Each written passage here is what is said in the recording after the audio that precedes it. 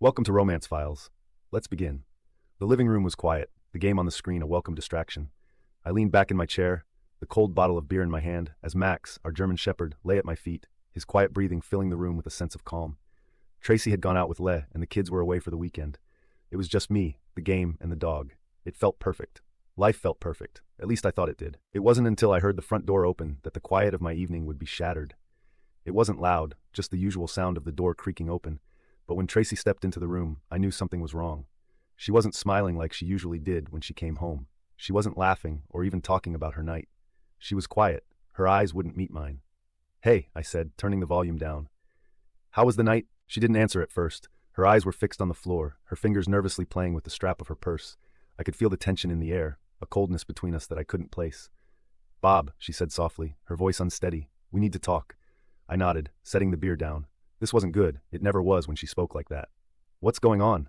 I asked, my voice steady, though my heart began to pound.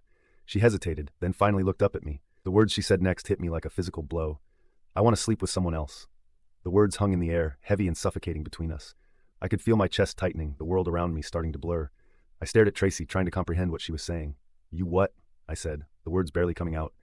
"I need something more, Bob," she said, her voice trembling. "It's not about you. It's something I need to experience."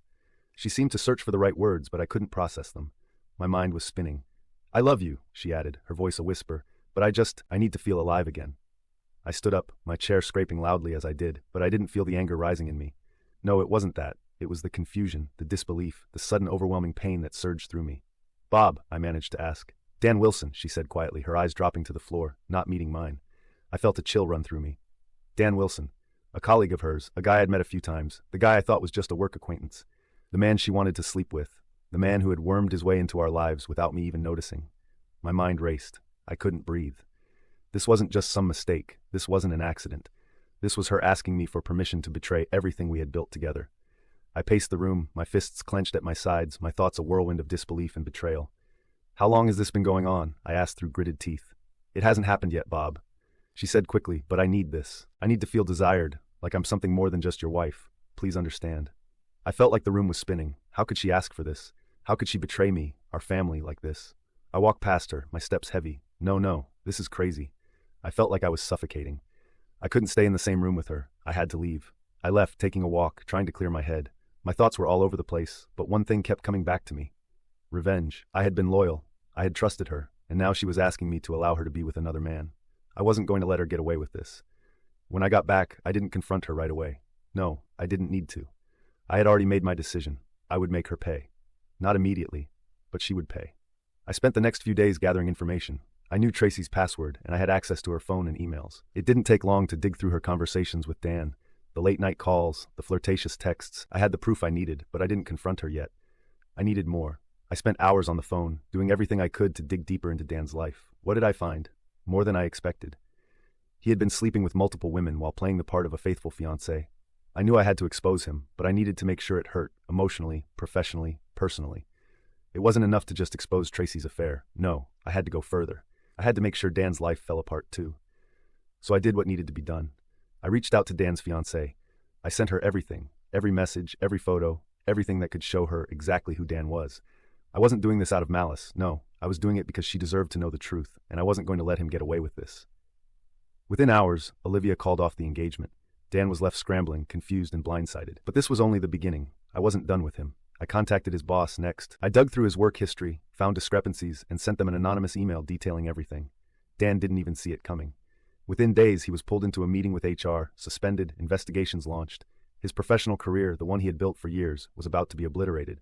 And Tracy had no idea that I was the one pulling the strings. The next stage was simple: humiliation. I planned a neighborhood gathering. Nothing too fancy, just a few drinks, some small talk. But the real purpose was to expose Tracy and Dan. At the height of the evening, I stood up, raising my glass to make a toast to trust. I set into the consequences when that trust is broken. I had everyone's attention. Then I hit play on the projector. The evidence, the emails, the texts, the photos, everything I had gathered was there for everyone to see. The shock was immediate. Tracy's face drained of color. Dan was speechless. It was the moment I'd been waiting for. "Think you can just betray me?" I said coldly. "You thought there would be no consequences, but there are." The days that followed were a blur. Tracy and Dan's worlds fell apart. Dan was out of a job, his reputation was destroyed. Olivia left him. Tracy's career and reputation were hanging by a thread. But me, I was just getting started. I hadn't even confronted her directly yet. After that night, Tracy's world turned upside down. It wasn't just her relationship with me that was fractured. It was everything. The social circle she had carefully built, the friendships she had invested so much time in. It all crumbled in the wake of her betrayal. For the first few days, I stayed in the background, watching as she tried desperately to salvage what little was left of her dignity. But I wasn't interested in the drama she was creating around herself.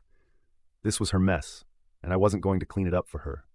I made sure the world knew exactly what kind of person she was. Tracy tried to reach out to me several times. I ignored her. There was no need for words anymore. The truth was out there, and nothing she said could undo the damage she had done. It wasn't about forgiveness. It wasn't even about her anymore. It was about me, about making sure she understood that betrayal had consequences.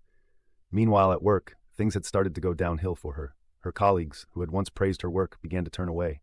Her boss, who had been her ally, was no longer willing to look past her behavior. Tracy's professional reputation was deteriorating, and I knew it was only a matter of time before her career would be as destroyed as her marriage. She was alone. A few weeks passed, and I focused on rebuilding my life. I threw myself into my new business venture, something that I had put off for years but was now determined to make happen. There was a quiet satisfaction in knowing that I was moving forward without her. I spent a lot of time with my kids, ensuring they knew they had my full support. They had been affected by what happened, but I made sure they felt loved and secure. The guilt from the divorce and everything that had followed wasn't something I wanted them to carry. I wanted them to see that while their mother had made a choice that shattered our family, I was still their rock. It was through this period of rebuilding that I met someone new. Her name was Kathy, a woman I met through some mutual friends. She was kind, understanding, and she saw me for who I was now, not the man who had been betrayed, but someone who had moved beyond the past. We started talking more than hanging out. At first it was casual, but over time it became clear to both of us that we had something special. Kathy was warm, no nonsense, and she never tried to rush things. For the first time since the divorce, I felt something close to happiness again. It wasn't the same kind of love I had felt for Tracy, but it was real. It was calm. It was also a reminder of how far I had come, how far I had grown. But Tracy wasn't done. She'd been trying to fix things behind the scenes, trying to regain some semblance of control, and now she was coming back, trying to salvage whatever little she could. One evening, I got a call from Tracy. I hadn't heard from her in weeks, and at first I thought about ignoring it, but something about the way she said my name made me pause. She wasn't pleading, but she was close. "Bob, can we talk?" she asked. I thought about it for a moment. I could ignore her. I could continue on with my life, the life I had started to build without her. But I knew she wouldn't stop until she had her say, so I agreed to meet her. We met at a quiet cafe, a place we had once gone to when things were good. The irony of it wasn't lost on me. Tracy was sitting at a corner table when I walked in, looking smaller than I had ever seen her. There were no tears in her eyes this time, no desperate apologies. She had already done the damage. "Bob," she began, her voice trembling, "I know you've moved on. I know you've probably found someone else, and I know I have no right to ask for anything, but I need you to understand something." I sat across from her, my arms crossed. I wasn't angry anymore, not the way I used to be, but there was no forgiveness in me either. Not yet. "I don't want your forgiveness, Bob," she continued, "but I need you to know that I'm sorry for everything. I ruined our marriage, and I ruined your life, and I see that now. I was selfish. I didn't think about how it would affect anyone else, just me." I looked at her quietly, absorbing her words. It didn't make a difference. No apology would bring back what she had taken from me, and while I could acknowledge the pain she was feeling, I couldn't forgive it. Not yet. "I can't fix this, Bob," she said, her voice breaking. "I'll never forgive myself for what I did." Her tears finally started to fall, but I couldn't bring myself to feel anything for her. She had made her choices, and now she had to live with them. "I think you should go," I said calmly, standing up to leave. "There's nothing left for us to talk about." Tracy continued to try to reach out to me over the next few months, sending messages, leaving voicemails, even contacting mutual friends, but I ignored her. I didn't need her to explain herself. I had already moved on. But I didn't let go of the one thing I knew would be her final reckoning: Dan. I sent Olivia another message. This time, it was a simple note, just a few words. "Dan is not who he says he is. The truth is out there." I just wanted to make sure she knew. I knew Olivia had moved on, but I needed to make sure Dan never had the chance to slither back into someone else's life. The years that followed were marked by gradual peace. My relationship with Kathy grew stronger, and I started to believe in second chances. It wasn't easy, but with each passing day, the past faded a little more. Tracy had tried to make amends, but the damage was done. I had given her everything, and she had broken it. Now, I had everything I needed: my children, my business, and someone who saw me for who I was now, not who I had been. It's been over a year since that night, the night Tracy and Dan's betrayal changed everything. And while I had moved on, there was still one loose end I couldn't ignore.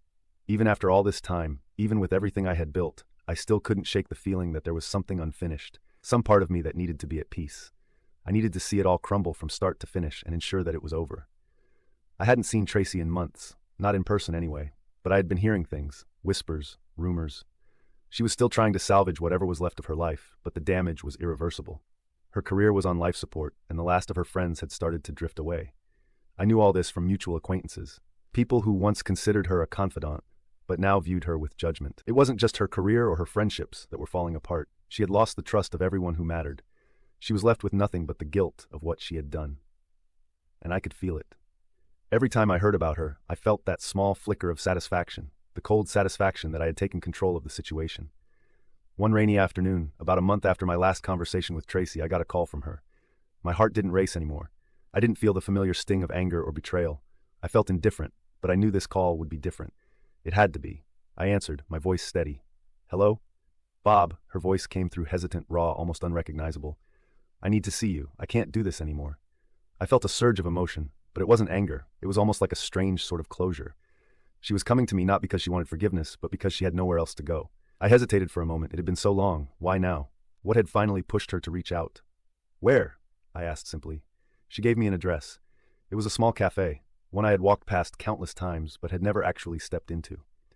I agreed to meet her, not because I wanted to reconcile, but because I needed to hear her admit to everything once and for all. I arrived at the cafe early, just to make sure I could settle my thoughts before I saw her again. The moment I walked in, I saw her sitting at a corner table. Tracy looked older, worn. It wasn't just her appearance, it was in the way she carried herself. The once confident woman who had walked beside me for years, whose smile used to light up the room, was now a shell of herself. She was staring at her coffee when I walked in, and she didn't even look up. I took a deep breath and walked over to her.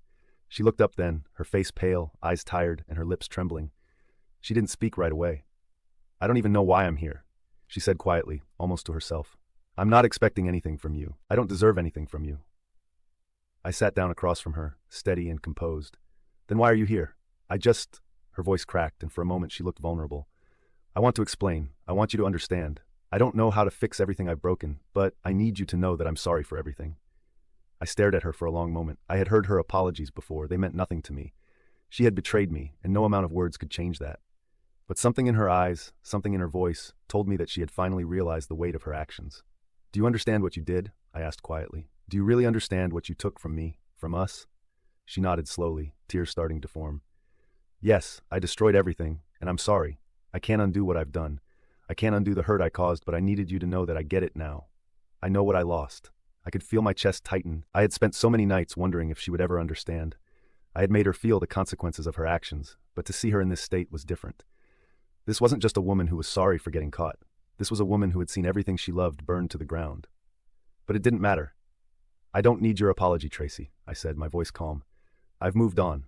I've rebuilt everything you destroyed, and it doesn't involve you. It never will." Her eyes met mine, filled with the remnants of regret and sorrow. "I know. I understand. I needed you to hear me say it. I've lost everything, Bob. My career, my friends, my family." I watched her carefully, her words sinking in. I thought about the years we had spent together, the love, the trust, the way things had slowly unraveled. And now here we were, sitting across from each other, but it wasn't the same. "I can't fix this," she said. "I'll never fix it. But I hope you find peace."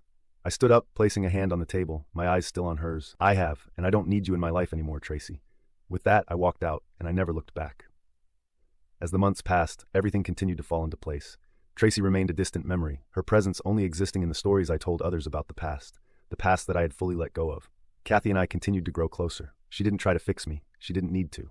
She saw me as I was, someone who had been hurt, but who had learned to move forward with her. I started to feel what it was like to be truly happy again. I expanded my business, built stronger relationships with my children, and began to think about my future without Tracy in it. I realized that I didn't need her to complete me. I didn't need anyone to. I had already healed on my own. Tracy, on the other hand, continued her downward spiral. No amount of apologies could undo the damage she had done. She tried reaching out to me, but I never responded. I had nothing left to give her. I had reclaimed my life. I was no longer the man who had been betrayed. I was the man who had overcome it, and nothing was going to take that away from me. As time went on, I found myself reflecting on the journey I had taken. The pain of betrayal had transformed into a strength I never knew I possessed. I had learned to prioritize my happiness and well-being, and I was determined to keep moving forward. Kathy and I built a solid foundation together, one based on mutual respect and understanding. She encouraged me to pursue my passions, and I found joy in the little things again. Family dinners, weekend outings, and quiet evenings spent together. Tracy's attempts to reach out became less frequent, and I could sense her desperation.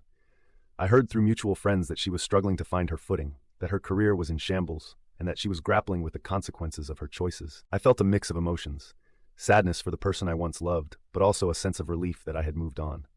I had made peace with the past, and I was no longer defined by it. One day, I received a message from Olivia, Dan's ex-fiancée. She reached out to thank me for the truth I had shared with her. She had found someone new and was happy again, and it felt good to know that my actions had helped her find closure as well.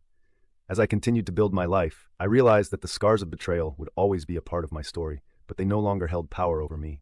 I had emerged stronger, wiser, and ready to embrace whatever the future held. In the end, I learned that life is about choices, both the ones we make and the ones we allow others to make. I chose to rise above the pain, to seek happiness, and to surround myself with people who uplifted me. And as for Tracy, I hoped she would eventually find her own path to healing, but I knew that my journey was mine alone. I had closed that chapter, and I was ready to write a new one filled with love, laughter, and the promise